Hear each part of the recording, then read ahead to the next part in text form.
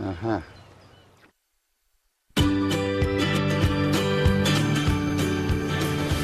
This morning on today's travel, Labor Day travel for many this weekend offers the last chance for a great summer getaway. And for those searching for deals, now may be the time to find one. Jeanenne Tornatore is the senior editor of Orbitz.com. Jeanenne, good morning. Great to have you on.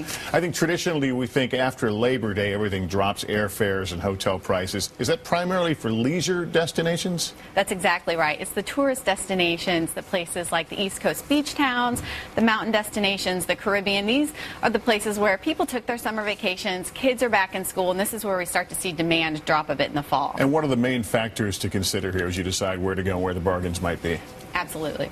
The main factors to consider, are, is it a leisure destination? Here in places like New York and Chicago and San Francisco, you're still going to see a lot of business travelers. So look for those destinations where the temperatures might start to fall, places like South Carolina, all the way up to Martha's Vineyard on the East Coast, the Caribbean. These are the places where you're going to start to see the bargains. And there are still a few, I guess, nice weather 3-day holidays coming up. We've got Columbus Day, Veterans Day. Will the prices tend to inch up around those times? You know, Labor Day weekend is probably the last big weekend until Thanksgiving when we see a lot of travel volume. So if you want to travel over, Columbus weekend, Veterans weekend, you're not going to see quite the price spike that you see over Labor Day. So it's still a good time to travel because not everyone has off work those weekends. And as you know better than I mean, timing is everything in booking travel. And I think the conventional wisdom, the farther out you do, the cheaper. Is that always the case? How do you time these things? It's not always the case. The fact is that travel is so unpredictable when it comes to pricing, especially with fluctuating gas prices.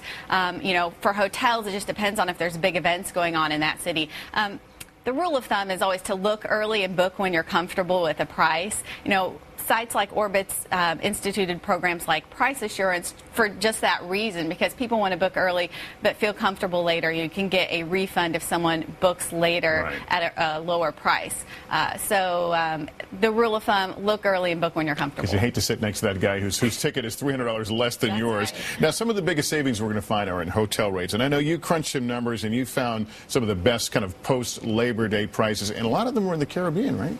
Yeah, this is a great time of year to go to the Caribbean, as long as you're willing to take the slight risk that a storm might hit your island. Oh, but that risk, yeah. The risk, sometimes the prices are worth it. Where I found some of the best prices in the Caribbean were in the Bahamas, where this summer, average hotel rates were around $234 a night. And keep in mind that summer is actually low season for the Caribbean. So the fact that prices are even lower in the fall is really great news. In September, they were down by 12%. That's $207 on average a night. In October, around $225 a night on average. But if you want to pop in the car, you also checked out some pretty good deals on the East Coast coastal places. Sure, these coastal destinations, it's a beautiful time of year to go. The temperatures have dropped a bit, so that's why you don't see a lot of beach vacationers there. But the prices are right. I looked at Hilton Head, South Carolina, for example, where in the summer average rates were $141 a night.